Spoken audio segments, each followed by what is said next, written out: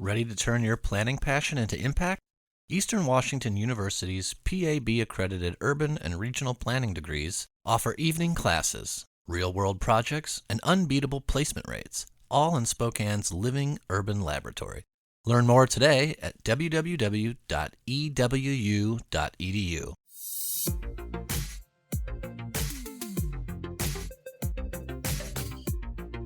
Welcome to Critical Conversations in Transportation Planning, where we are bringing you a series of interviews with pioneers and industry leaders who are offering their insights into some of the most challenging issues facing our field.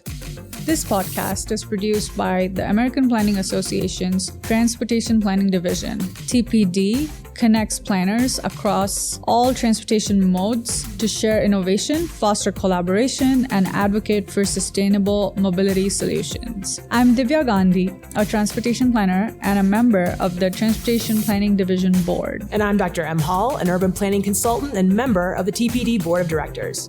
In this episode, we speak with Wes Marshall of the University of Colorado, Denver, and Trung Vo of Toole Design Group. We really enjoyed this conversation. Let's get right into it. Wes Marshall, professor of civil engineering at University of Colorado, Denver. Trung Vo, Toole Design, Denver office director. First, we just wanted to hear a little bit about each of your paths, what brought you to planning, to the topics that you work on. Well, that's a big question. I could talk for 25 minutes on right there. Yeah. give us the 3-minute version. So I grew up right in and around Boston in Watertown. And as a kid, transportation wasn't something you really thought about. It was easy. As a kid, I could walk or bike all over town. And then I did civil engineering, but I wasn't focused on transportation either. It was more structural, but it was site engineering. So you're a little bit of a jack of all trades. But when I got into the workforce and we started building things, it was the transportation piece that was always the worst, is the part that drove me crazy because it was never as good as the stuff I saw in and around me.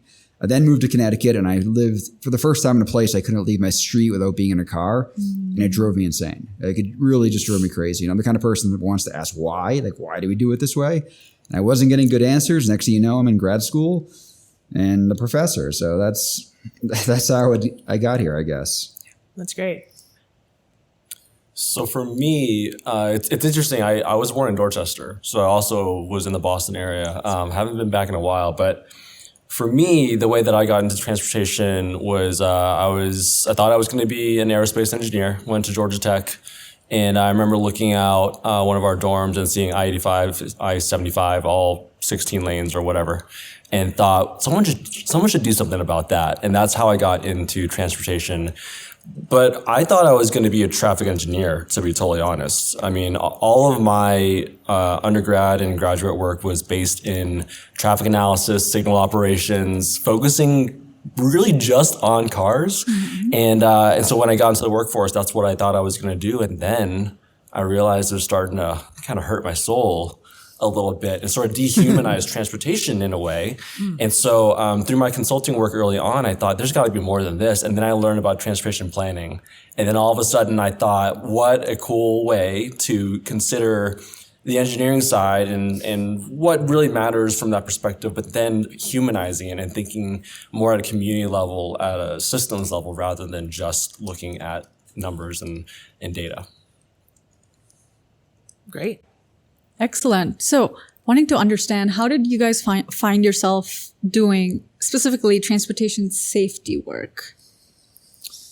I mean, it's just such a big problem. And I think we underestimated it, is what I always notice. Like, we treat it, you go in the news every night and you can see somebody had died, right? And it's like a dripping faucet and nobody really pays that much attention to it unless it's somebody you know or care about. It's not like a plane crash or a train crash. I mean, that's like a fire hose, and we try to fix those things sort of immediately, and it's a big national uproar. But we've killed way more people on the roads, and to me, it's a public health emergency that we don't treat like that whatsoever. So when I started looking into like my kind of research, and you start seeing the lack of science behind why we do what we do in the roads that are killing people, it's like, wait a second. We always say safety is our first priority, but it's just not true.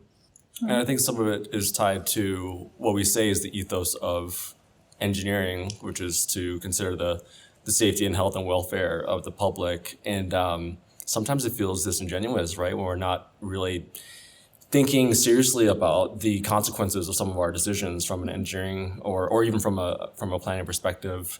I think for me, the way that I got into safety is the way that I got into transportation, because I think if you're going to work in transportation, safety better be at the top of your list, or else we are sort of condoning the reality that our streets and our systems are not safe, and in particular for lower income and Black and brown communities. Thank you, Trung, and thank you, Wes, for that perspective. So it sounds like you're both working locally, but also have an eye for national trends in designing our streets for safety.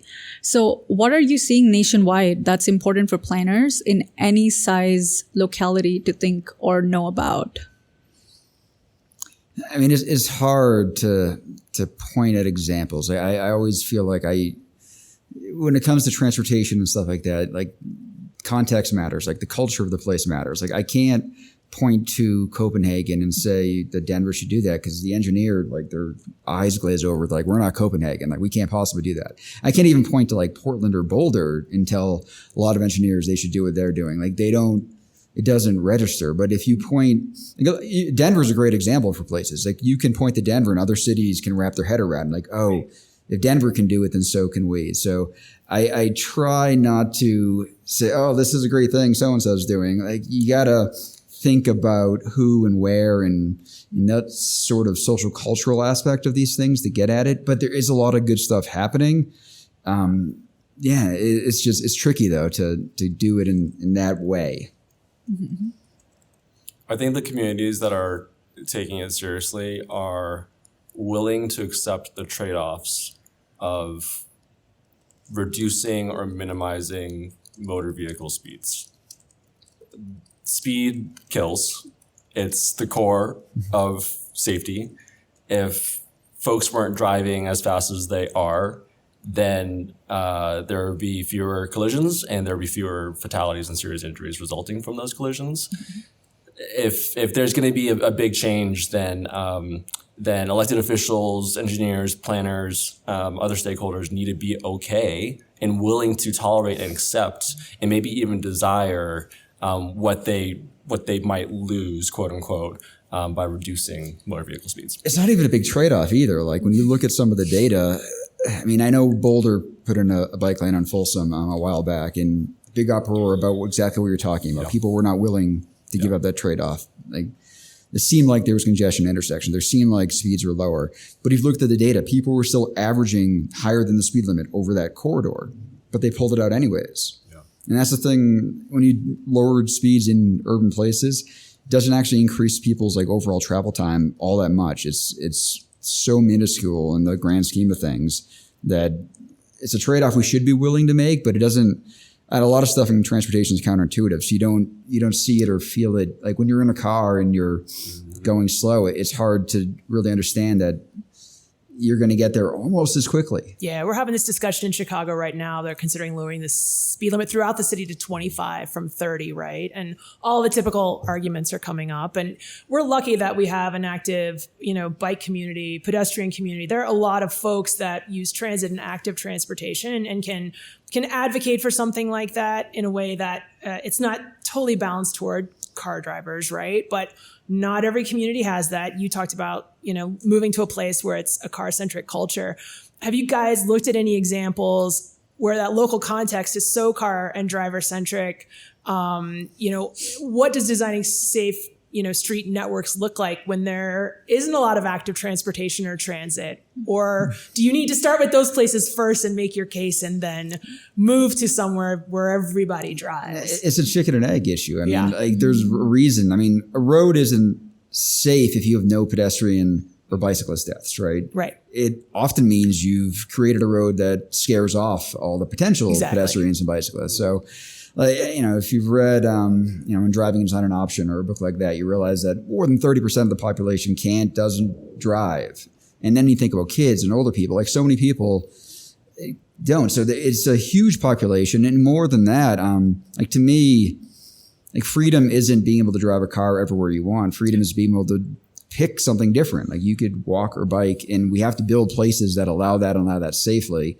So the problem is we just haven't built enough of them. Yeah. If you don't see that around you, the safe walking paths or things, then it doesn't mean people don't want it. Right. Yeah. They just don't know what it looks like. Yeah. Okay. And most people live in a place where they don't understand it. And that's the thing I noticed when I first moved to that place where I couldn't leave my street without being in a car. Yeah. I would ask my neighbors, like, how do you all live like this? Like, I can physically see a corner store. It's like, right. And I can't get there without being in a car. And they're like, just drive there. I'm like, you don't get it. Right. Like, they just didn't understand what they were missing or what it, people need to see it, feel it to really get it. And, people will go on vacations and they'll love when they go to Europe or like even Disney World or like Main Street, like, oh, it's great walking around. Right. Then they go home and they live in a place where they can't do that and they never question it. Got to see it. So you're out there designing as an engineer, like how are you thinking about these things or get people to envision something they don't know or see every day?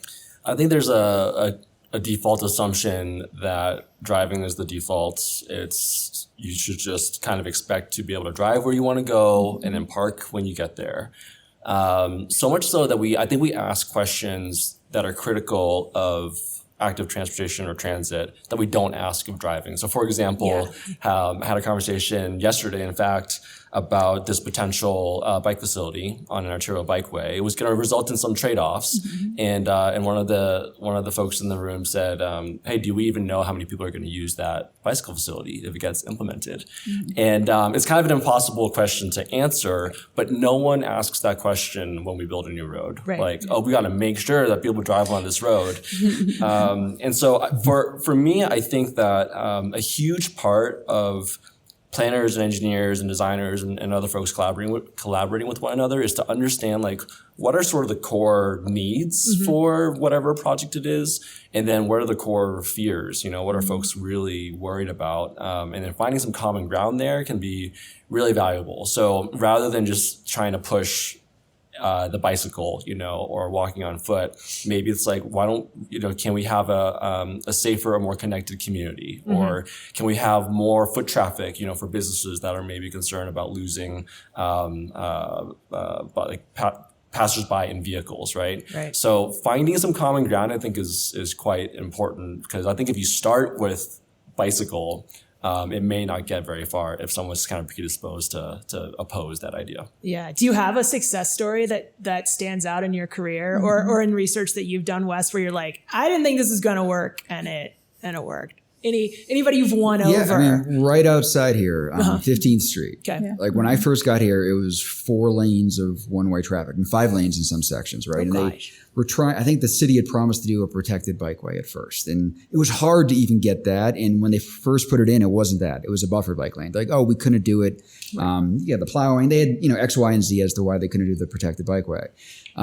Over time, like, one of my students did this video before and after. I put some cones out to show what it was like, and cars were using the bike lane as a car lane like 60 times per minute or per hour in the initial, and then we put cones up and it dropped to 1. And you can see it went from just not safe to safe. Amazing. Within a month, the city changed it and fixed that. That's incredible. But now there's 2 bus-only lanes on that same street.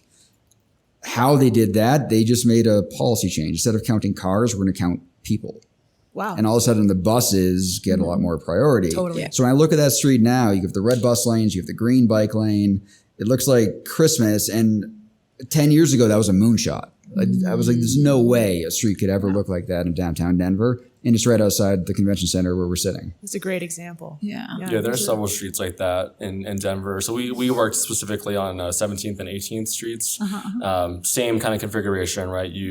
There was 5 lanes, I think, previously. And then now we've got a bikeway, protected bikeway on the left side, I think 2 travel lanes, and then a bus lane on the right side. And it just feels like when I first moved to Denver in 2018, I saw this street and I was like, what is this? Why does this exist? And I actually remember when I was on Instagram at the time, I took a photo in the street and I thought, this is opportunity, right? Yeah. And then 4 years later, we were able to design it, and now it's in. And all the traffic models were telling them they couldn't possibly do what's there now. And I remember one of the new skyscrapers came in and they closed 2 lanes of the street for like a year. Yeah. And that traffic Armageddon never materialized. And then you start looking at like, well, maybe we can do this. Like maybe the traffic models are wrong. And it's true. Look out there now, there isn't that congestion they would have expected when they were telling us no. That's incredible. Yeah. Wow. Well, it sounds like there's a lot of alignment here, considering the fact that you're coming from the academia side and you're actually in the industry. But like having observed this throughout, there sometimes seem to be a divide or even tension or misalignment in, you know, where between academia and actual industry practitioners. And so I was wondering, like in your experience, what are some productive ways that individuals in both of these different sectors can actually collaborate to achieve common and shared goals and complement the work that is being done at both ends?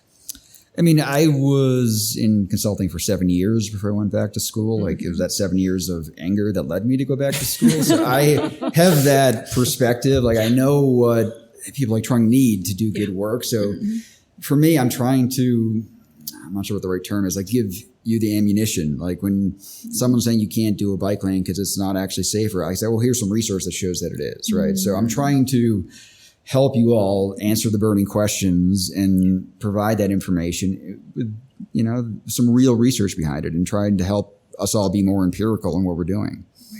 Yeah, I think there's, from my perspective, I don't see maybe that same tension that others are seeing in different parts of the country. I mean, there's a lot of, for me, I feel like there's a lot of synergy, at least in Denver. We often think about CU Denver's Masters of Urban Regional Planning program as like a great, you know, pipeline for folks that we might consider teaming with or hiring or whatever in the future. So I think there's actually like really, really great connectivity there. I also think that like our work at Toole Design is not just planning and designing streets, but we also do quite a bit of research work as well. So we will work on NCHRP projects. We'll team with universities and research institutes to do some of that work. So yeah, I mean, there are some consultants I'd probably have much more tension with at a discussion like this. Okay. You're not one of them. That's good to hear. This is so great to see. Yeah. Planning is more than theory, it's action. At Eastern Washington University, our Bachelor and Master of Urban and Regional Planning programs put you to work shaping communities in the Pacific Northwest and beyond. Evening classes let you balance life and career, while faculty-led field projects, hands-on internships, and a powerful network of professionals launch you forward. With over 50 years of community-focused planning education, we prepare you to lead with purpose. Discover how EWU helps working professionals like you make a difference. You both mentioned research. Like, what is missing in the research, or what would you like to see more of happening out there? I just finished a planning program, but I'm a bit in the business world now. Divya is on the consultant side. So we see a lot of different things, but I mean, a lot of times, you just don't have the data that you need. And you guys sound like you go out and get it when you need it. But what is missing out there? What would you like to see be a focus in other places, maybe? I think the problem is more that we're not listening to the research that is there. Okay, say more on that. So we have all these manuals. Like there's like, as a traffic engineer, I'm given like 5,000 or 6,000 page manuals when you're they're thrown on your desk, like and you just have to follow them. You assume whoever wrote these knows more than you do. Yeah. And they're based on theories from the 1930s, 40s, 50s. Like they're not based on today's research. Yeah. Right. So we know what makes streets safer, like talking about like lower speeds, and you know, it's the fundamental physics of the equation we're not paying attention to in those manuals. So we need to start listening to the empiricism that is out there in the research. I mean, of course, I have a long list of things that the research could be doing better, and we could get better data on either crashes or like, you know, active transportation counts. Like there's so many things I could list, but it's really like, let's start listening to what the research, what the empirical data is telling us, and not just assuming, because so much stuff in transportation is counterintuitive. Right. And like our theories were wrong about stuff, and we're still sort of following them, thinking it was based in science, and it's not. Amen. Thanks, man. Well, Wes, in your book, Killed by a Traffic Engineer, you've, very aligned to what you just shared. You've argued that many of the traffic engineering standards we rely on today are based on flawed assumptions rather than true science. So if you had the power to rewrite these rules from scratch, what are the top 3 fundamental changes you would make to how we design and regulate our streets? Top 3. I mean, that's so, I mean, Trung mentioned before how, if you're trying to do a bike lane, how many people are going to use this bike lane? Like, when we design a road, like, we are trying to estimate not even how many people are going to use that road in a car today. It's 20 years in the future. Like, we're predicting way out. And it's like, we assume we need to accommodate like that number of cars that we're extrapolating into the future. We don't. Like, that's a choice we're making. Like, there's no science behind it. I mean, so that's a big one. Another one might be the level of service. Like, the science behind that is so haphazard. It kind of was thrown together in a contentious meeting in the 50s, and it hasn't changed much at all. But it is something that it's not even from our manual side. It's more from the municipality side. They've all put this into their code. So that is, I have my students do what I call a charming street study, where they try to take a dangerous street and make it more like their favorite street and see what the hurdles are. The hurdles aren't the manuals. Sometimes it's the fire marshal and the fire codes, but more often than not, it's level of service. So that's something like, instead of asking, what's the before and after level of service, like, maybe ask, like, here's the different scenarios. Like, what's the actual safety expectations on these different scenarios? Like, we could ask for that, and then we would start doing that. In terms of a third thing, do you want to give the third thing? I think I've given enough here. I think connected to level of service, I think I think I would rewrite this assumption that traffic will always increase, right? Motor vehicle traffic specifically will increase. And so connected to level of service, it's not just level of service, it's peak hour level of service, the worst hour in the morning and the worst hour in the afternoon. And those volumes. Sometimes even 15 minutes if we're talking about an intersection. Peak 15 minutes, right? Yeah. And we're looking at, we want this intersection or this street to handle the peak. And if that's good, then it'll handle every other 15-minute or hour of the day. But it doesn't take into account all the safety trade-offs, right? So there's level of service, but then there is this assumption of background growth, right? And so what a DOT or an agency might do is they might look at the previous 10 years of traffic growth, and then they might say, okay, it looks like 2%. We're going to, it's the year 2025. We're going to plan for 2045. We're going to grow the background traffic by 2% every single year, and then plan for that. I was always told to use 3%. Like, when I was a young engineer, 3%. Like, just assume 3%. And that turns 10,000 cars into like 18, 19,000. Exactly. Over the time span we're talking. Exactly. And we don't, like I said, you don't have to accommodate that. I mean, so sometimes it's about asking the right question. Like, what are streets for? Right. In a downtown area, the streets aren't necessarily for meeting the peak 15 minutes or the peak hour. They're for so much else. And by just following those protocols, we're not getting what we actually want. We're just doing what we've always done. It's very reactive rather than, hey, let's proactively plan for a slow and calm street or street like, network. what is your vision for this street? And if you show people what, they start realizing what they want. The way you get there isn't the way we're doing business. So Trung, you're an owner of your firm, and I'm sure, you guys are always hiring. You work with a lot of young people who are super excited. They come out of these great planning programs, these planning schools. Sure. And they may have like all these very large volumes of rules in front of them. Like, what are you looking for in a young planner that excites you about, what they're going to bring to the work? And then also how do you kind of change maybe some of those assumptions or mindsets if you're trained a certain way, especially on the engineering side? Like, how are you guys trying to break the mold or shape that vision that you're bringing here for the next generation of planners? So here's the reality about Toole Design. We are a mission-driven, values-based company. I like to say that we're trying to save lives and we're trying to change communities for the better. But the only way that we can accomplish that mission and achieve those goals is to continue to survive and thrive as a business. So from an ownership perspective, right, we're not out there trying to I don't know, ruffle a lot of feathers when we don't need to. So rather, we want similar outcomes for every community that we work with. We want it to be safe. We want it to be socially, racially equitable. We want it to feel like a place where people can age in place. We want communities to be connected. But that can look a number of different ways depending on the context of that community, where they are in the evolution of, like a Denver is going to be different than a Thornton, right? It's going to look different. Yeah. So for a junior planner coming out of school, I would want to harness a lot of that energy and that passion because I think it's good, and I don't want it to. I wouldn't want anyone's passion to sort of wane over time because they just get sort of pummeled into the ground. But at the same time, there is tact. There's a place for tact and diplomacy and being persuasive and convincing, right? So when I'm thinking about a junior planner joining Toole Design, I want both. I want someone who believes in the mission, loves the work that they do, believes in transforming communities for the better, but then also being able to sort of communicate that and be really thoughtful about reading the room and being able to get to win people over. Right. Yeah.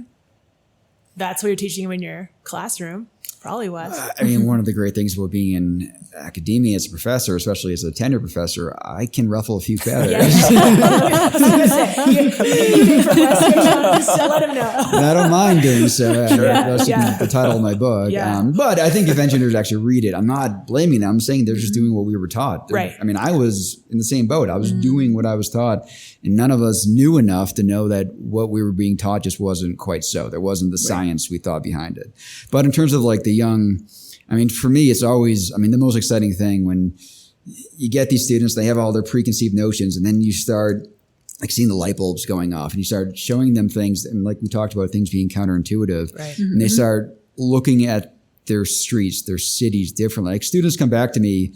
I've been here for 15 years now, so it's great to see them now getting into like the workplace and having like power and doing good work. But they come back to me and they'll tell me like, they are just continuing to drive their significant others crazy because they can't go someplace without complaining about a street or stopping to take a picture or stuff like that. And like, I can't imagine that scenario. I've never like been before, that person. I didn't care about any of that stuff, and you've ruined me. Like now I'm out there, you can't unsee it. You can't unsee and that's the it. thing. Once you start knowing and understanding, you really can't go back. Right. It's like the Matrix. That's incredible. We're actually starting. Divya is actually spearheading like a mentorship program, both here at the conference and TBD. We're the largest division. There's about 3,000 people that are members, and students get membership free, right? And that's great.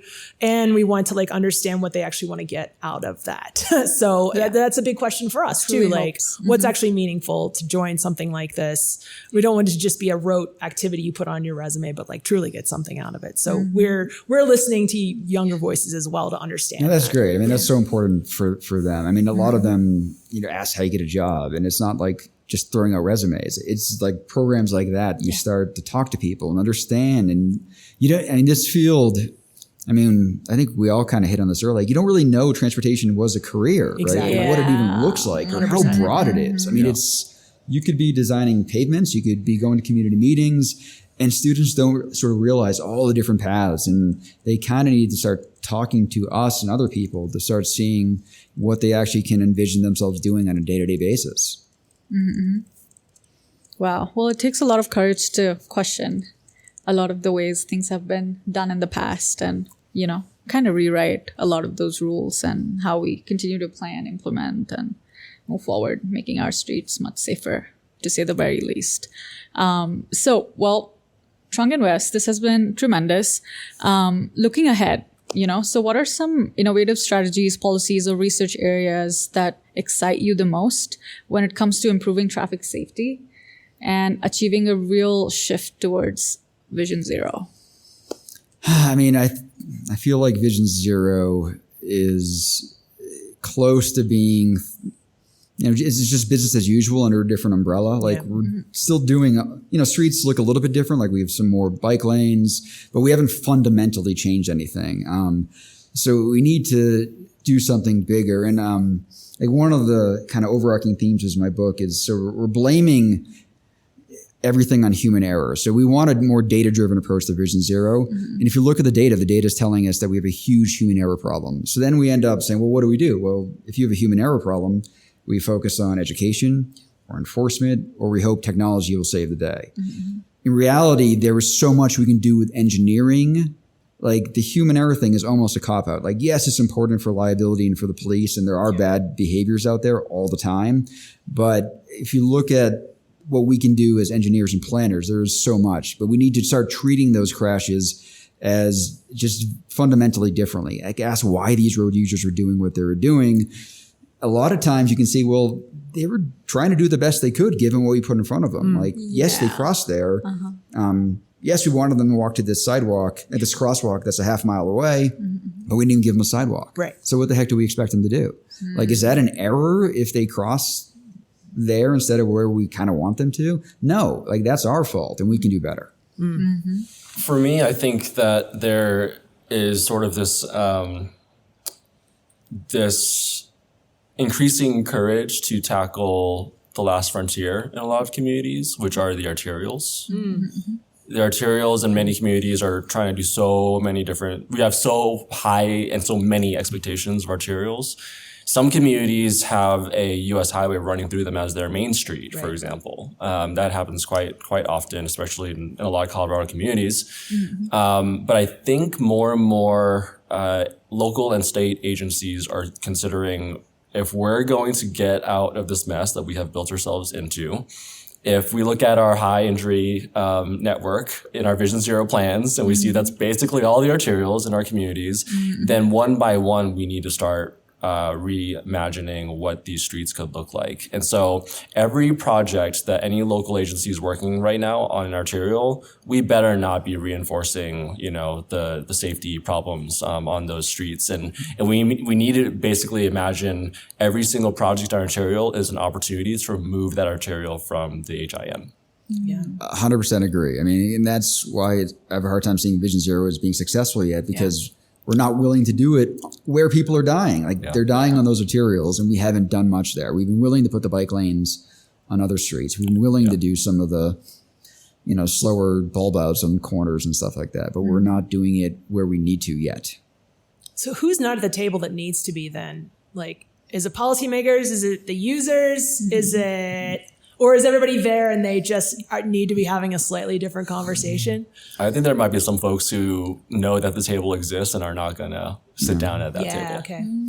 And a lot of the conversations end up devolving into something that's nothing to do with safety. Like even something like cameras, like red light cameras or speed cameras. Like it's like, oh, it's about Big Brother. It's a cash grab. It's like, no, it's about safety. Like let's keep the conversation on safety. Or I know some of our high injury network streets here, we have like elementary schools like right on them. And we're not willing to even put a speed zone for a school zone on those arterials next to an elementary school. Like that's a choice we can make. And, maybe focusing on something like kids could make those conversations easier. I do think that representation matters though, right? And so breaking down those barriers so that we do have diverse representations at the decision-making level, that can be hard when you don't have folks who represent more diverse perspectives that can even come to the table. For sure. I mean, at the same time, it is a safety thing. So I hate when we, as sort of the experts in engineering or planning, are like, oh, this will help safety. And then we let the loudest voice in the room tell us no. And we're like, all right, so we're not going to do this intervention because, like having started in like structural engineering, we would never, ever let a public meeting tell us how big of a beam to use, right? The beam is going to be so big. It's not going to be any smaller. I don't care what anyone says. This is a safety thing. We're not willing to do that in transportation. And I know full well why. Like we've perpetuated some atrocities in the past. So community meetings, the stakeholder engagement is so important, but so is safety. And transportation is a network issue. So if like one street like doesn't want a bike lane, it kind of ruins it for everybody. Like we need to think about it in that way too. And that's like Trung was saying, it's reactive though. Like we're waiting for kids to get hurt on the street before we do something, and we don't have to do it that way. Right. Is there anything else you would like to share with our audience of transportation planners? Parting words of wisdom or advice or a call to action? I think I'll just say that in order to be persuasive, specifically talking to planners here, in order to be persuasive, you have to very quickly earn the respect and trust of decision makers. Yeah. And oftentimes those decision makers are engineers. And so learning the vernacular and trying to understand, even if you don't agree with, the decades of pseudoscience, you might call it, understanding it can actually earn you a lot of credit to have those conversations so that an engineer on the other side of the table can sort of believe that we're trying to work toward a common good rather than it being sort of this boxing match. And I have a chapter in my book where I go through like all the jargon and terms that engineers use to help people understand what they actually mean, like where there is leeway and pushback and where there isn't. And those conversations will go a lot better. And like one of the classes I teach too, I'm trying to, for the planner, trying to teach them how to more effectively argue with an engineer. For the engineers, I'm trying to enlighten them to let them know that all that we've been taught so far isn't quite right. A bigger picture, the takeaway is I think they need to realize that they can do something about it. And not just the planners or the engineers, but like the public too. Like if you're concerned about safety, you have a say in this and we can do better. Thank you both for your time and insights today. Thank you. It's been a great Yeah, conversation. thanks for having us. What's the name of your book? Killed By a traffic engineer. You got traffic. Yeah. You got anything to promote? Don't have a book, but I work for a company called Toole Design, and we're always looking to either hire or work with folks who are really trying to change transportation for the better. Awesome. That's a wrap. That's a wrap. Thanks. Thank you y'all. both. This is great. Thank you for joining us for this episode of Critical Conversations in Transportation Planning. To learn more, visit the APA's Transportation Planning Division website at transportation.planning.org. What if your classroom were an entire city in transformation? EWU's urban and regional planning degrees place you in the center of Spokane, a fast-evolving city where urban energy meets outdoor beauty. Build your future where change is happening. Visit www.ewu.edu today.